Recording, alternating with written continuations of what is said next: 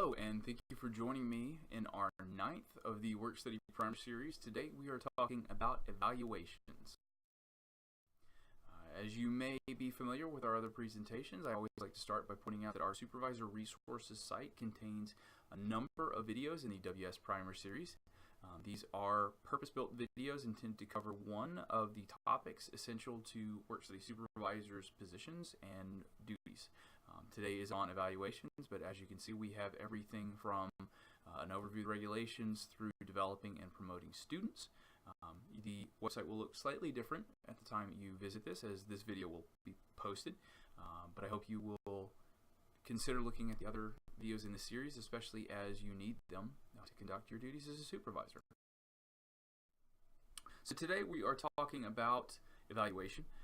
Those of you who previously watched the onboarding presentation might remember this slide talking about onboarding itself and the evaluation form, which is part of the onboarding process, which is conducted during the student's initial hiring and opening days.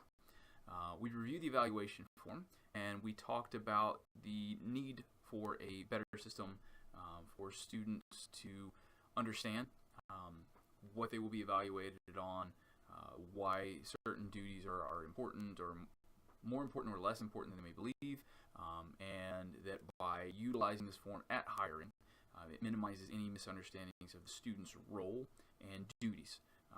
We also pointed out that the form we're utilizing is new for the 18-19 academic year, and that we have updated this so that the form is specific to the student and to the position rather than being a sort of general tool for all students. So, if you're looking for the evaluation form, it is on the Work Study Supervisor website, which you can find by simply Googling UNC Work Study and clicking on the supervisor link in the middle of the page. The form itself is here under the resources section, which will be on the left-hand side of the page. There is also a completed example evaluation form, which is what we will utilize in this presentation to give context to the evaluation. Some important information for you: we have undergone a policy shift in our use of evaluations. The federal work study program requires that evaluations are conducted regularly for all students. We at UNC are utilizing a semester evaluation form in order to provide students with a more regular feedback on their performance, in order to improve students' performance and their ability to accomplish their tasks. We have also chosen to utilize this evaluation form as part of our transactional to transformational program, which is seeking to show students how participating in a work study program is actually building skills, networks, professional abilities, all sorts of tools that they can utilize after they finish their degree in their job search and their careers following their time at UNC. So in order to do that, we do ask that an evaluation is done for every student every semester, that the evaluations are done before the students stop working for the term, and that you give a student a copy of their evaluation form in addition to retaining one for your own records. You do not need to send a copy to the work study team. You do not need to send them to University Human Resources, but you do need to keep a copy for each semester for each student after conducting them. And we do request that you do these evaluations in person in order to give the student an opportunity to solicit feedback on their performance, as well as to help you structure the evaluation for the upcoming semester. So, one big caveat: after you've finished the evaluation with a student, we do ask that you give a student a copy of that evaluation along with a copy of their description of the job from JobX, so the student can take those to University Career Services, which is on the second floor of Haynes Hall, and they have hours Monday through Friday, 1 to 4 p.m. All throughout the fall, spring, and summer semesters. And we ask that you do this again as part of that transactional transformational program.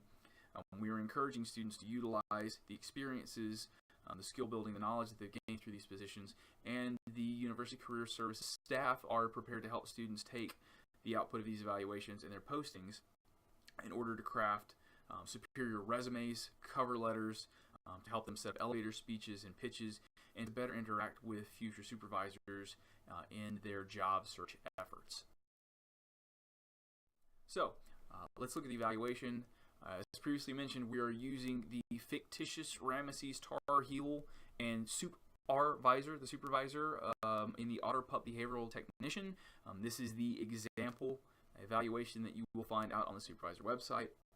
As you can see, this is a end of fall evaluation. You'll note that there are also mid-semester evaluations. These are certainly not required, but they are an option for supervisors to utilize if you want. Other information on this is the job ID and job title, which can both be solicited from JobX, as well as a date when the evaluation is conducted.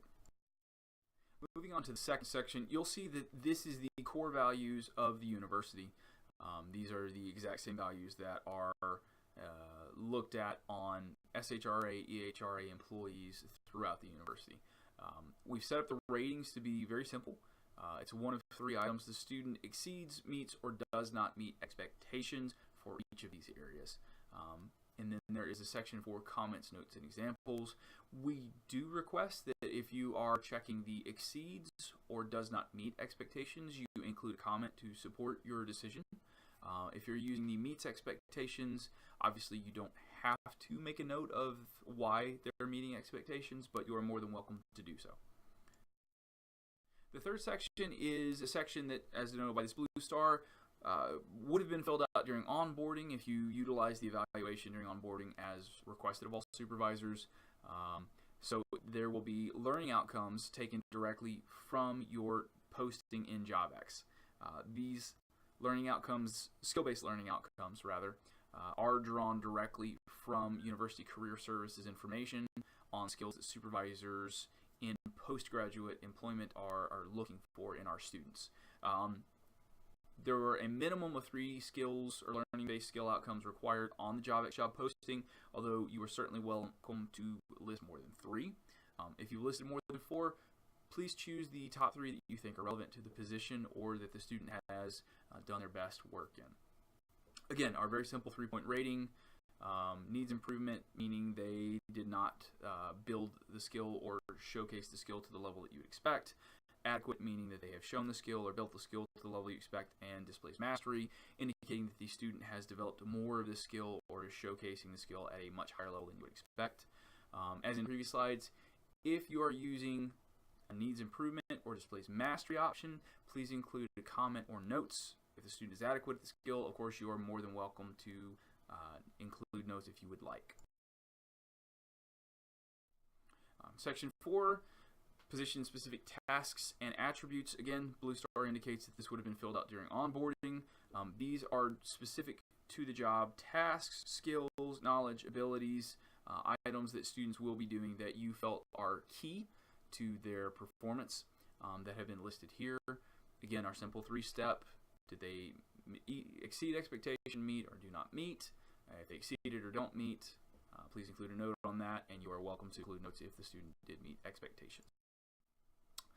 Section 5 is sort of a summarization of sections 2, 3, and 4. It is a 1-point rationale for where the student falls in terms of meeting, exceeding, or not meeting the expectations of the position, the duties required of that position. There is a box here for the rationale behind your rating, and we do ask that supervisors always include feedback in this box. These comments are key to students understanding how they performed in the position over the course of the semester, and also helps you put together a sort of action plan for what might come next for that student, and they are also essential to the University Career Services conversation regarding this student's skill building and how that relates to their future job search. Section 6, our last section, goals for the future. Again, this would have been filled out at the beginning of the semester to evaluate how the student is progressing, what they are progressing towards in this position. You'll note there are room for 3 goals. You are obviously more than welcome to include more than 3, less than 3, whatever you think is appropriate for the student.